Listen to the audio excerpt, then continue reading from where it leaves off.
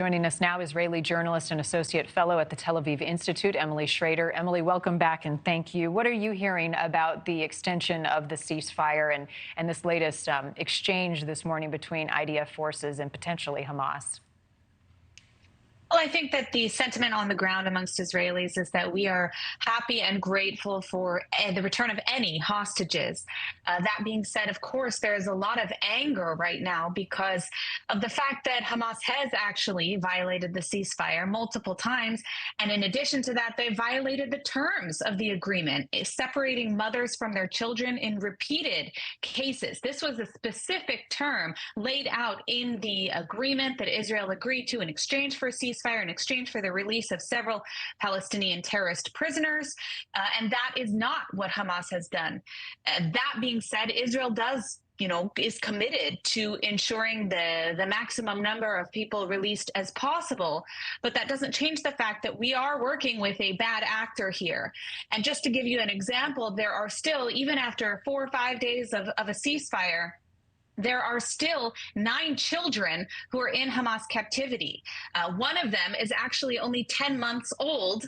Bibas, along with his brother, a 4-year-old Ariel. I just returned from the press conference of their family in the area where the hostage families have set up in Tel Aviv.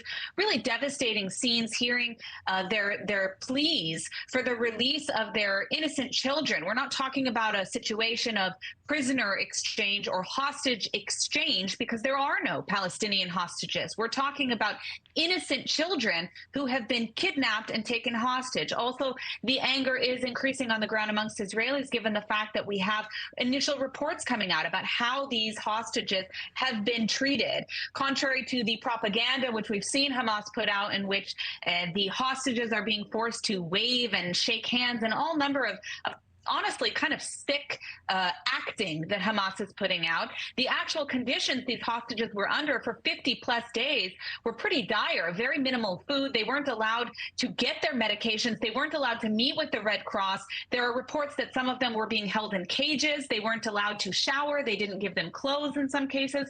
So it's just absolutely horrific scenes that are taking place. And the responsibility for this falls squarely on Hamas, and the entire world should be with us against them on this issue.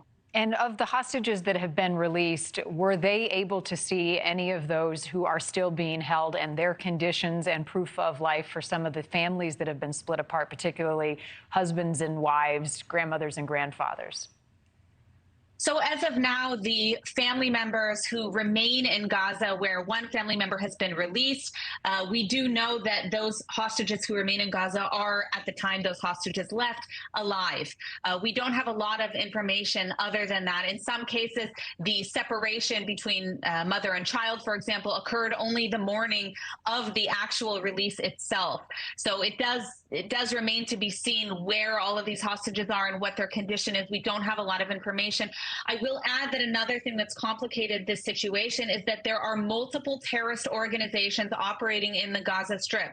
There is Hamas, there is Islamic Jihad, and there is also the PFLP, the People's Front for the Liberation of Palestine. Now, there have been reports that the 10-month-old baby that I mentioned has in fact been passed to a different terrorist organization, further complicating the release. I think at the end of the day, the demand of the people of Israel, as well as the government, as well as the army, is to release all of the innocent hostages immediately. It's outrageous that this has gone on for 50 plus days. It's outrageous that there is still a 10-month-old baby being held in captivity by a terrorist organization.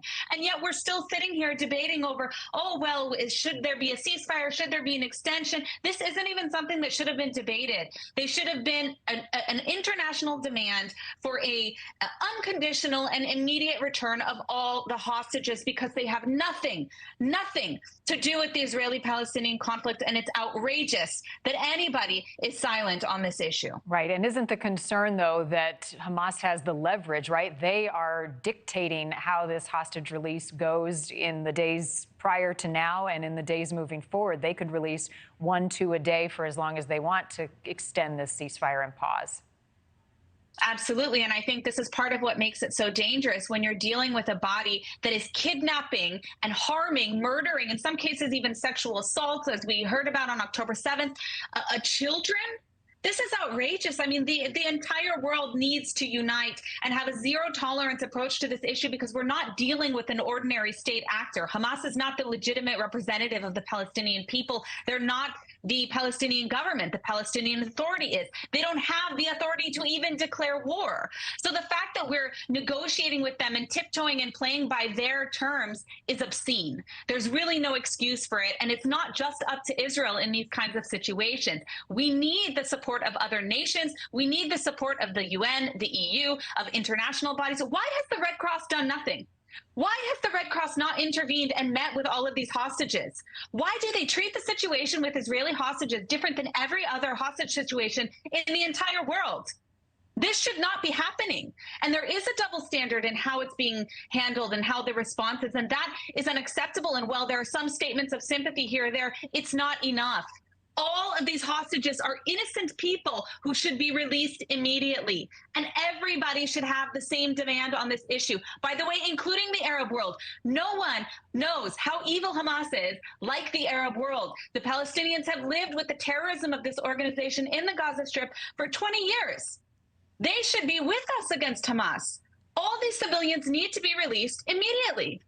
Well, you are echoing the frustration and the sentiment from so many families who have been living this nightmare for the last 7 weeks. I've heard it described as a deal with the devil, the exchange of hostages right now. Emily Schrader, thank you for your time. We'll be speaking again.